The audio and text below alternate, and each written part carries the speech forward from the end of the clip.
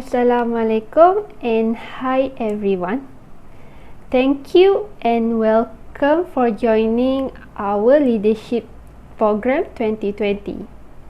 So today we will share with everyone about organizational power and influence. So this slot will be conducted by me, Nur Shafawani bin Makshid, and Miss Farah An. Most of you are leaders. So I would like to ask you all about what is power. In my opinion,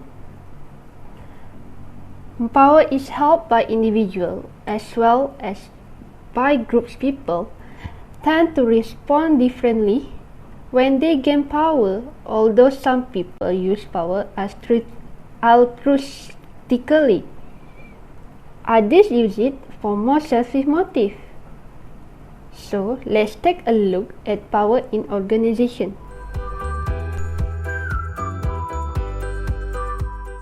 So power in organization refers to potential to influence another person or group to do something that would not otherwise have been done. There are theories made by David McClellan about need for power.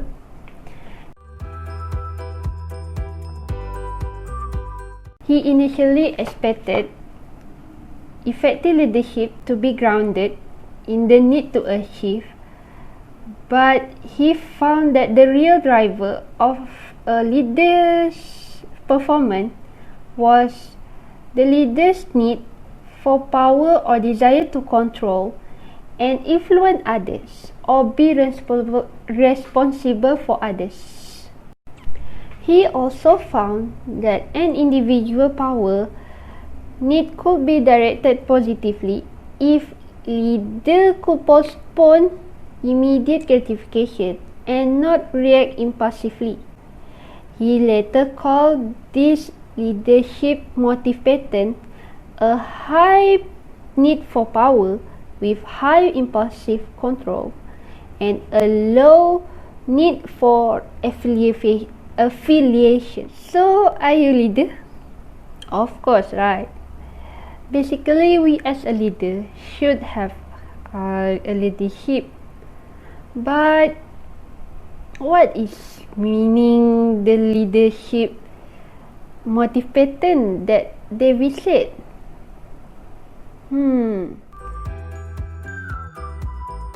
The leadership motive pattern is grounded in need for power and is generally associated with high managerial performance. So before we use our leadership, you should have know several types of power. Like orang Melayu said, kenal maka tak cinta. Most experts, including me, agree that there are 7 types of power. They're summarized here from the first one is legitimate power of authority held to. Second, reward control over rewards. Third, coercive control over punishment. Fourth, expert control because of knowledge, skill, or ability. Fifth, informational control over information. Sixth, referent or subordinate respect. And finally, persuasive, the ability to use logic and fact to persuade. Legitimate, reward, and coercive power come from the position one holds in an organization.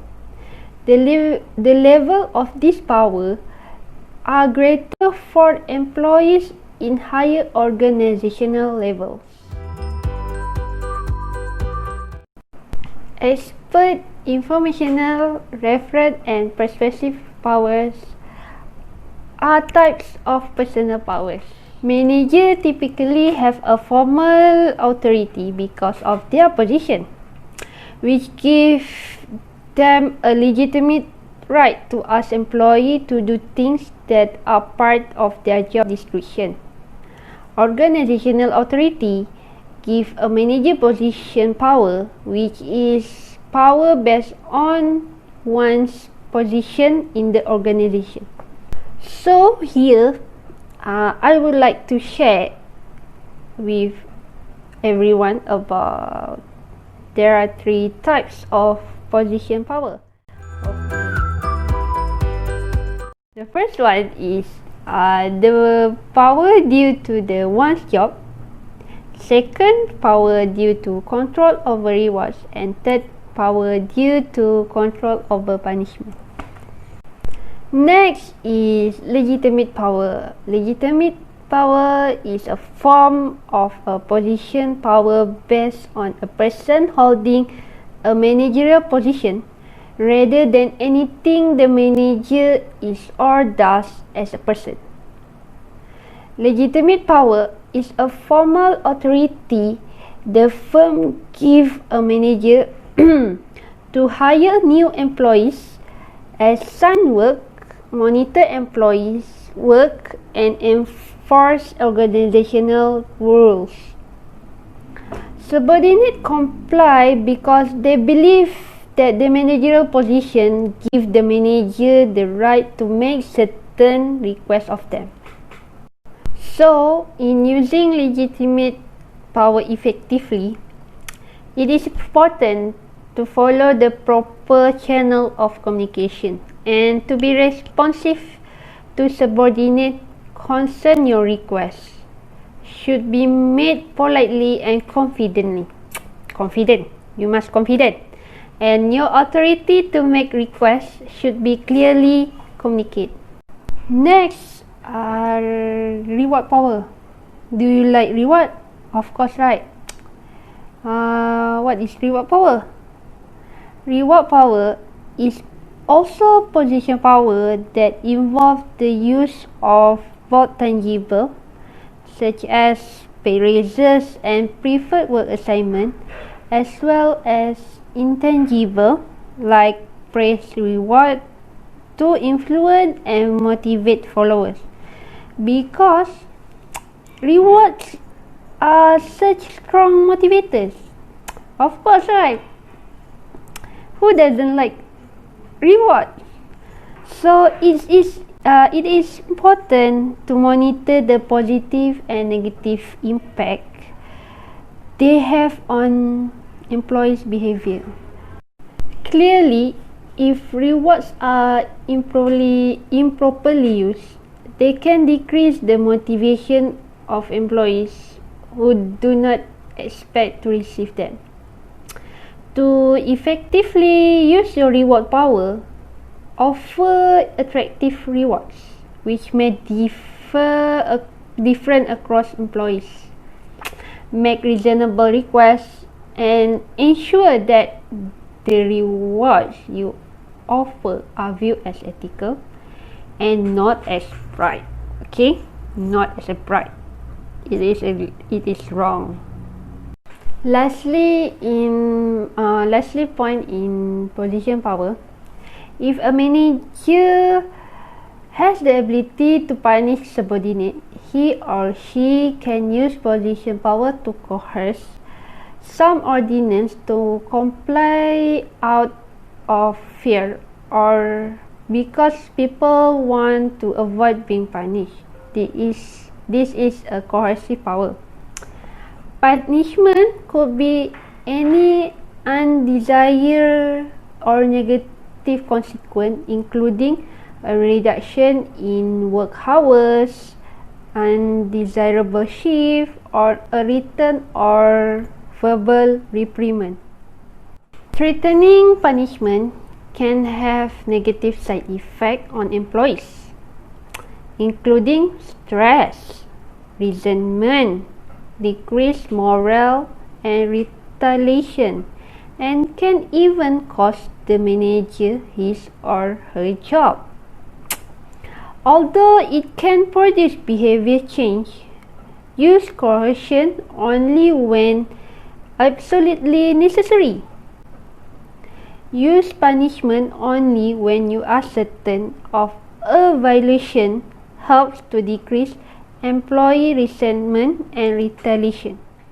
So, to best lead, manager need to understand how position power impacts organizational and individual behavior. So, maybe everyone here have a personal issue, right?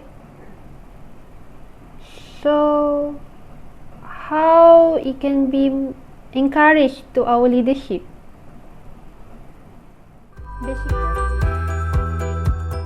Basically, personal influence give a manager personal power, which is based on the characteristic of that individual stays with the individual regardless of where the person works. So, in this leadership program, I also like to share with everyone about personal power.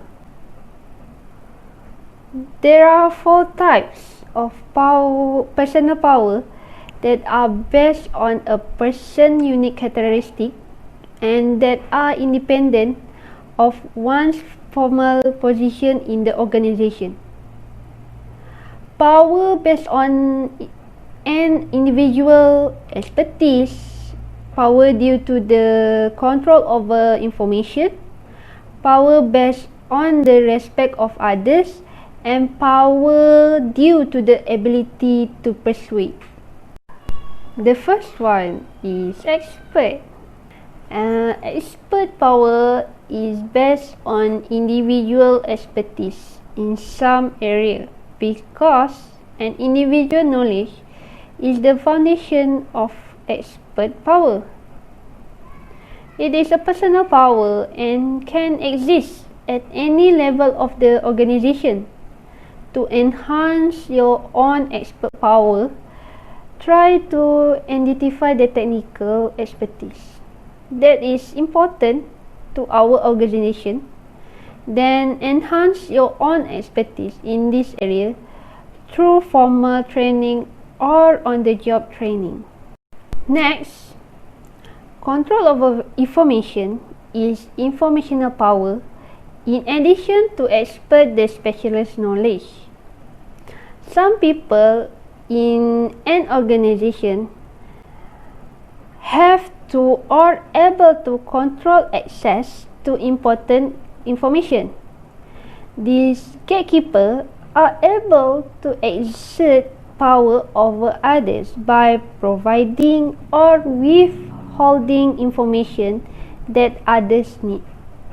The next power, like a Marvel. Oh, do you like Marvel? Me too.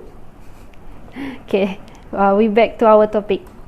The next is referent power. Referent power is another type of personal power based on managers' charisma or attractiveness to others. Subordinate see the manager as a role model and comply out of respect. Admiration and liking their behavior as the manager does and wants, because they seek his or her approval. Consistent ethical behavior can increase your reputation and thus your referent power. Lastly, the last power is persuasive power. It is due to the ability to use logic and facts to persuade others to adopt one's ideas or perspective. Good listening skills and identifying and appealing to the goals and motivation of the other person can enhance your persuasive power. In conclusion, it is important to adjust your use of power to the situation and person you are trying to influence. Then it is also important to recognize that you have different levels of each type of power and to understand when each type of power is appropriate to do. So thank you for listening and giving your your time for me. Then I know it's boring, so you have to continue this program by listening Miss Farah sharing. Assalamualaikum and good evening. So today I will continue what my partner had been presented. So my part is to tell you guys what is the 9 organizational power or 9 influence power that will affect the organization. So first of all, my name is Farah Anissa. So my part will be divided into 4, which I'll be explaining to you guys regarding the organization, also the power and influence, and the 9 techniques of. First, I will let you guys know what is the meaning by organization and the power of influence. Organization are the fundamentally political entity, while power and influence is the process and mechanism by which things must to get done in the organization. Power and influence process are pervasive and important in organization. So leaders need to be able to understand power and to act it that acknowledge. After you guys know the meaning regarding the power and influence, also the organization, I would like to explain a little bit more regarding the 9 power techniques that help to build the leadership credibility. First, you need to be a serve and support. Serve and support by means that as a leadership, you must have the guts to serve and support your staff. If they have a problem or they come to you to telling regarding sort kind of understanding that they couldn't get the solving idea, you should have this technique by support them. While it sounds like the logo on the side of the police cruiser, the effective leader understands that he or she is working for his or her team and consistently reinforce the philosophy in both words and action. The second one is to create a positive working environment. This includes working with team members to set behavioral expectations for performance, accountability, decision making, and resolving the problem, and then reinforcing those visuals and values, also behaviors with consistent action. The third power techniques is teach. You should teach your staff. You should teach your superior. You can teach anyone who want to be taught. The best leaders are aware their ultimate goal is to help others or to develop others, because you will work as a team. When you work as a team, you need to have this value where you're helping each other, solving each other, sharing each other, so that it can boost up the objective of your company. Even there are teachers that use developmental opportunities and feedback as their primary educational tools. For example, I give you teachers. Teachers, we can say they were the best leadership by means when the student have a problems, they came up to the teacher as us, teacher, why did it call ABC and not CDE as it started? And then the teacher would try to explain them, ABC is actually the first word invented, so you must be started with the ABC. I hope you get the figure that I'm trying to tell you. And the fourth power technique is to insulate and showcase. What I mean by insulate and showcase is these things are seemingly conflicting action are part of the leader balancing act. The leader must learn how to insulate the team members from disruptive interference while ensuring that they receive the visibility and support that they require. In particular, ensuring the light visibility for teams and members is a powerful motivational tool. The fifth power is to facilitate and make decisions. More conflicting issue as a teacher. The leader must learn to facilitate solution environmental or develop the idea of generation. However, when conditions require, this leader should have no qualms about making the communicating decision. Which by mean, you as a leader, you must have the power in decision making. When you came out with an idea of those idea can be used to solve that particular problem, you should speak up and guide them so that they have your staff or whoever that come up to you with that question have further idea to solve their own problem. The sixth